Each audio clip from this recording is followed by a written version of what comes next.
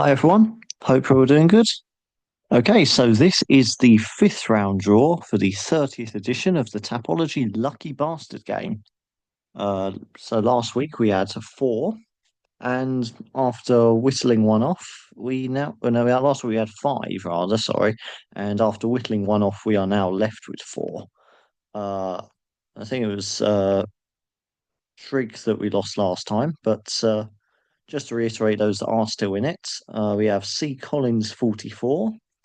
D1, D4K10, Foghorn Sam, and our German alliance, Uber Industry, who are still in this.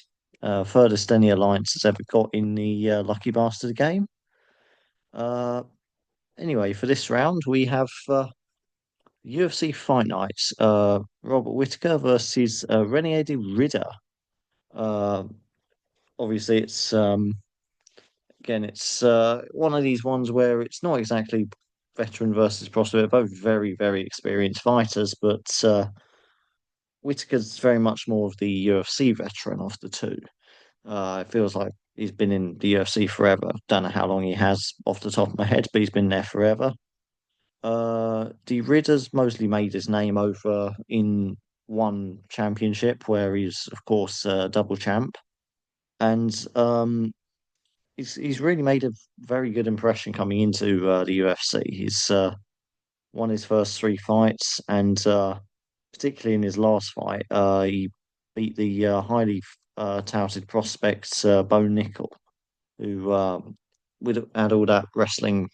Uh, well, I mean, from a non-American, it's kind of hard to gauge just how good it is, but because we don't really have any kind of like wrestling uh programs like that over here. That is very much a American uniqueness, I suppose. Very unique part of American culture, collegiate wrestling, and all that. But he's a good wrestler. Anyway, is what I'm trying to get at. And the fact that De Ridder handled him with ease, quite frankly, as good as a wrestler Robert Whittaker is himself, as he's very, very well-rounded MMA fighter, and he's only lost to the absolute best of the middleweight division recently, like Hamzat Chimaev last time. But he's only losing against the very top one, so it's going to be a tough fight. It's going to be a very close fight, but I do favour D Ridder mostly based on the his performance against Bo Nickel last time out. So Rene de Ridder for a fourth round submission is my prediction for this one. But anyway, you're not here to listen to my rambling. You're here to see who you're going to be paired with. It should be a much quicker video than most because there's only four of you left in it. Really getting towards the business stage of the competition now. And first up is C. Collins 44. Let's see. Let's see who C. Collins 44 is going to be paired with in, but I'll say tomorrow night. For me anyway, it's going to be happening while I'm at work 'cause it's um, another card held over in the United Arab Emirates. But in about 15 or so hours' time, let's see. C. Collins 44 to face the wheel. And he gets Muslim Salikov. Muslim Salikov there for C. Collins 44. And very experienced fighter, but it's he's not one that I fancy personally because to be honest, I think his best days are passing because he's 41 and he is on a two fight winning streak, admittedly, but particularly his last fight that was a wheel kick knockout of Keenan Song, which was very spectacular. But it's he is the underdog against Carlos Leal here, who he's again he's not exactly a prospect himself. He's a very established veteran himself. Actually has more fights than Slikov in his career, but Carlos Leo has not always been the most consistent in terms of getting the results in his recent fights, but he's a knockout artist and he does have the power to just end a fight, which when you when you at a stage of your career like Silikov is, where you're 41, you're approaching middle age, you don't want to be facing these kind of fighters. Um, and Carlos Leo has looked very, very good in on his fights where he has won, but I think this is he should be getting past Salikov in my opinion. I think Carlos Leo's he's good enough to get past Salikov. I don't know how much further he goes, but good enough to see off the challenge of Salikov. But not impossible. But I think it's C Collins 44 is going to need quite a bit of luck if he's going to get through here. Okay, so we move on to D1, D4, K10. Uh, let's see who he's going to be paired with. Or it could be a she, or could be a robot. I don't know.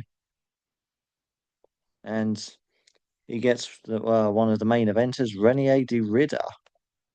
Uh, Renier de Ridder for D1, D4, K10. As I mentioned on the intro, he's of course the former double champ of One FC. As he completely dominated over there. He only lost to one guy. Name escapes me off the top of my head, but both of his losses are against him. Oh, what is his name? Fuck. The Russian guy. What is his name? Anyway, I'd have to look that one up again quickly, uh, but yeah, no. Anyway, Madrid is extremely dominant. That's carried over to the UFC. He's gone 3-0 very impressively, and he's not exactly been given the easiest of matchups. He's had as well, obviously as well as Bo Nickel. He's had Kevin Holland, and he's had Gerald Mercheret. Which okay, maybe Mercheret was a little bit of a gimme fight, but still, it's wait, was it Mercheret? No, was it? I mean, I'm gonna have to Google that. It is Mercheret, isn't it? Bear with me 1 second. This is pissing me off too much.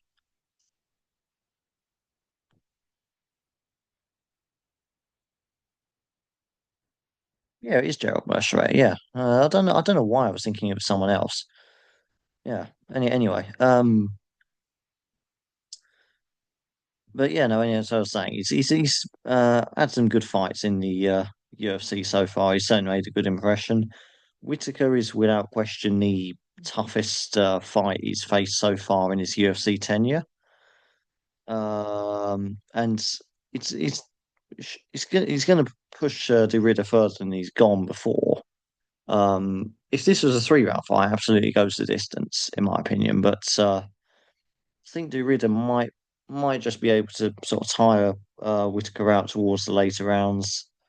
Um, I can see it being a very exhausting first 3 rounds that Whitaker he will have good moments in. Don't get me wrong. He will have moments where he's certainly competitive, but overall, I can see him being worn down and a later finish for De Ridder and more likely to come by submission. That seems to be his preferred method of finishing fights. And but anyway, just away from the UFC and back to the game. Anyway, two down, two to go. One that I'm confident will win, or at least it's a close fight, but still reasonably confident in De Ridder, and one I'm not. So be interesting to see who comes up for the other ones. Because this is, of course, getting to the business end of the competition. I'll run through some of the permutations at the end. But next, we'll learn the fate of Foghorn Sam. Let's see who Foghorn Sam is going to be cheering on for tomorrow. Not tomorrow night, but some point tomorrow, wherever time zone he's in. Oh, and we got a double up here with Muslim Salikov. So as I uh, so both Foghorn Sam and C Collins 44 are going to be hoping that Muslim Salikov can pull off a bit of a it would be quite a big. It wouldn't be the biggest shock in UFC history or anything, but I'll be surprised if he does it. To be if I'm being completely honest, he's a moderate underdog, I'd assume, and he should be against Carlos Leo.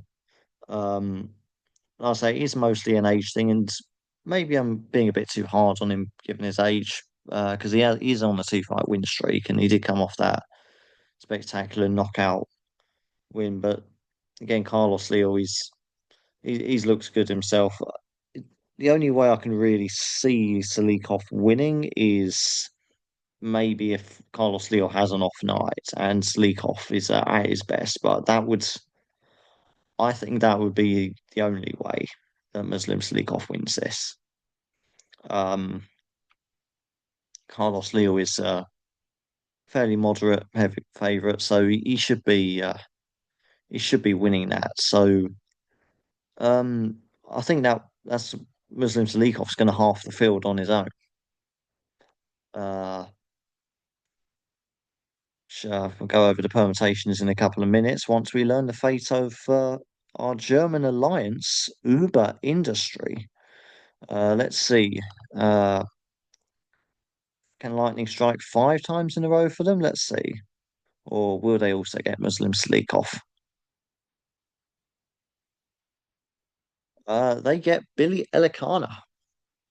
Billy Elikana for Uber Industry. And he's up against Ibo Aslan, who I've got marked down as favourite to win this one. It's simply because Ibo Aslan is a knockout artist and more experienced. And he gets off to a fast start. Like, that's the is and that's how I see this fight going as well. I can see it first round knockout for Ibo Aslan. The other way of looking at that, of course, is the fact that if Billy Elikana can survive that early onslaught and withstand the first round particularly, maybe he could tire out Ibo Aslan. But I don't I can't see that happening personally. I think Aslan's pressure early on is going to be a bit too much. Bit too much room to handle. Is Let's try and think. How else can we spin this to try and give Elikana a chance? Given his, I say his last fight was his UFC debut. Lost that. Is also appeared for a number of regional promotions such as UAE Warriors, the PFL, and the LFA. But and that for regional standards, it's good. But a 7-2, he's just a bit too green coming up against Dibbo Aslan's 14-2.